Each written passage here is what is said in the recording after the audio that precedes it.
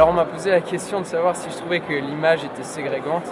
Je répondrais que oui, je trouve qu'elle peut être ségrégante, mais en même temps, si on accepte qu'elle est ségrégante, on ne peut pas afficher d'image parce que ça pose des problèmes.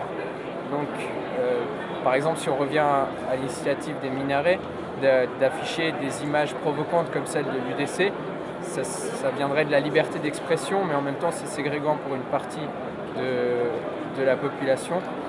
Et si on refuse d'afficher ces images, à ce moment-là, si on pose la question du voile, on pourrait dire qu'on ne devrait pas porter un voile parce que c'est une image et que du coup c'est ségrégant pour nous. La discrimination, qu'est-ce que c'est ?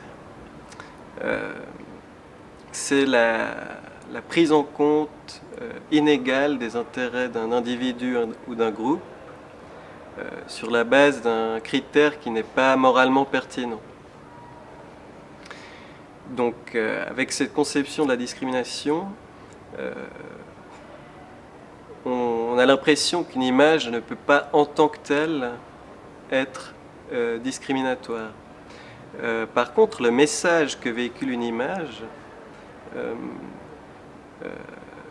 peut certainement être discriminatoire. La particularité peut-être d'une image par rapport à un texte, c'est qu'elle sera souvent pas univoque, elle peut être sujette à des interprétations, et c'est ce qui rend peut-être plus délicat l'analyse du contenu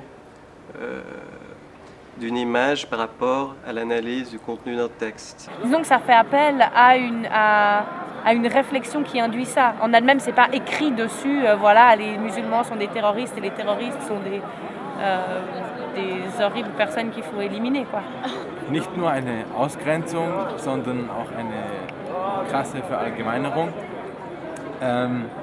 des Islam, in dem die Minarette, die ja eine allgemeine Bauform sind, die zu fast jeder Moschee gehören, gleichgesetzt werden mit zum Beispiel Burkas auf dem Plakat, womit man dann auch gleich die Unterdrückung der Frauen mit einbezieht.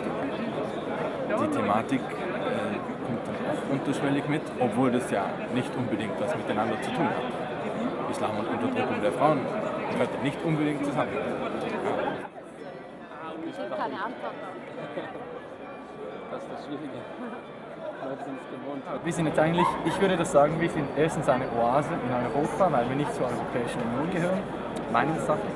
Und dann zweitens sind wir noch ein schwarzes Herz in Europa, eigentlich das Zeichen, wir sind anders als ganz Europa. Das ist vielleicht eine politische Meinung jetzt, aber ich sehe das als ein Bild, wo vielleicht andere mitziehen könnten und somit auch andere ausgrenzen können.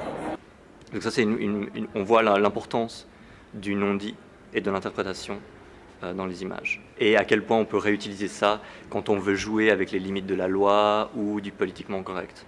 Mais je pense que ça peut être à bon escient ou à mauvais escient.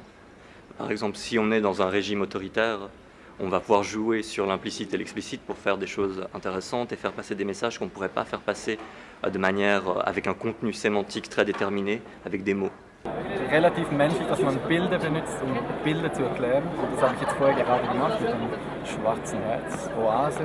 Das sind ja auch alles so wie Metaphern vielleicht, die für etwas stehen, die wir interpretieren können, ich weiß nicht.